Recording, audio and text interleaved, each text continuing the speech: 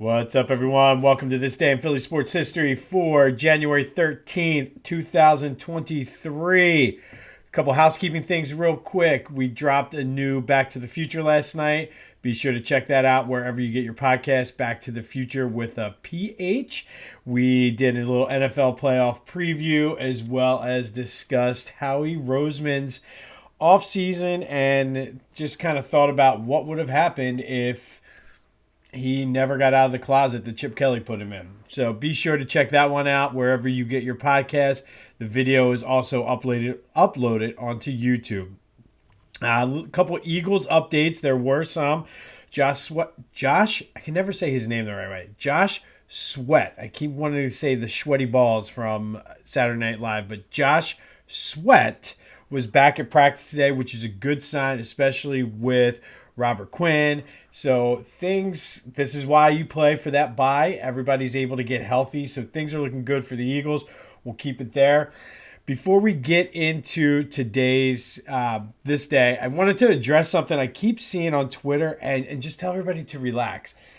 I'm seeing everybody get all worked up and frustrated about the the hate or lack of respect from the anchors at ESPN, and just take it with a grain of salt, because for the most part, those guys, they're no better than me. They just spit stuff out there and hope that it sticks. They're trying to get views, trying to get likes. At least here, I'm giving you something of substance. I'm not just screaming and talking loudly and saying complete and total bullshit to see what sticks and to get people worked up. At least I'm giving you facts. So it's just like, and it was Max Kellerman this time who ranked the playoff quarterbacks and didn't have Jalen Hurts, I think, in the top 5 or something. People are getting butthurt.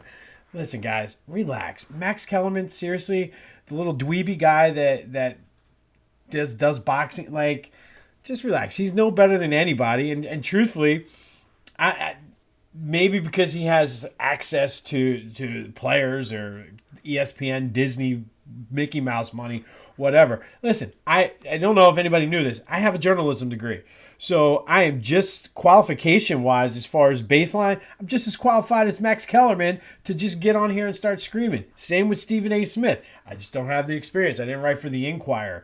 And I just don't scream and do BS. So all that to say, just don't get so worked up about what numbnuts say on Twitter and think that it's the end of the world. If you want to take it as a disrespect thing to help motivate you, that's completely fine. But don't take it as the gospel. Just because ESPN thinks the Cowboys are still the favorite to win the Super Bowl doesn't mean it's true. Those guys, like I said, their qualifications are just as good as mine. So that's today's one to grow on. If you remember those from Saturday morning cartoons. It was before the one to grow on was, I think, the one before the more you know. So there you go. That's one to grow on. But quick Sixers update. They got spanked last night, and there's no other way to put it. It was just a bad, just 133-114 to the Thunder. I like the way the Thunder play, though. They're a young team. They're hungry. They remind me a lot of the Sixers early on in the process, after Joe kind of got healthy and started playing. They seemed like they were a fun team to watch. They're in the Western Conference, which is tough, so they're pretty evenly matched as well. So, it was a good win for them, but, man, for the Sixers, it just was not good. And like, I'm starting to pay more attention to some of the substitution patterns for Doc, and I just don't get it, because they were down like 19 or double digits, almost 20, whatever it was, late in the third quarter, and he had Maxey and 4 bench players in and had Harden and Embiid on the bench. And I know Joe was in foul trouble, but the same thing happened last week when we were down at the Bulls game, and they were trying to come back, and Harden spent half the fourth quarter on the bench. I just don't understand sometimes his rationale, whether it's something he's consciously doing to try to, I don't know. And it's something I'm going to continue to watch, because ultimately this is one of those things sometimes that gets him in trouble in the playoffs and in big games. And he's just stubborn with his his substitutions and sometimes won't deviate from that.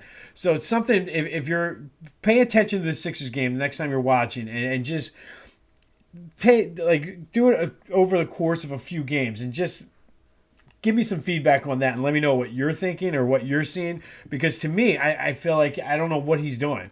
And it just makes no sense when you have your best players on the bench when you're trying to make a run and when you could make a run. Because I know in the Bulls game last week, every time they could have made a run, there was nobody really, they didn't have that killer guy that's going to take the ball and do it. And last night they had Maxey who could have done that, but Maxey just didn't play well last night. He just had an off game.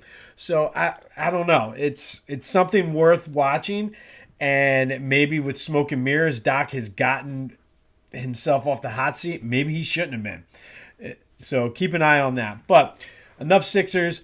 Let's go. We might as well just keep the disappointment and negativity rolling today. It's a Friday. It's raining. But this day, we're going to go back to 2007. This day, back in 2007, January 13th, the Eagles took on the Saints in the divisional playoff round. So, real quick, something I brought up last night on Back to the Future. This was for the 2006 season. So, was it the 2006 divisional playoff game or was it the 2007? Because depending on which site you use, sometimes it'll have this game, sometimes it'll have one from the next year. So just whatever. But this was for the 2006 Eagles. Quick couple highlights from that season. That was the year after the whole TO mess. They got off to a 4-1 start, struggled a little bit.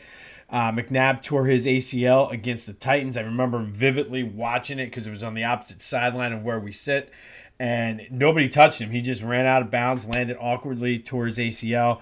And that brought in Jeff Garcia. And they went on a great run with Jeff Garcia and Brian Westbrook. This was really where he emerged as, like, it was one of his better seasons that he had. And they won 5 straight, won the division, beat the Giants in the wild card round, went down to New Orleans and lost to the Saints 27-24.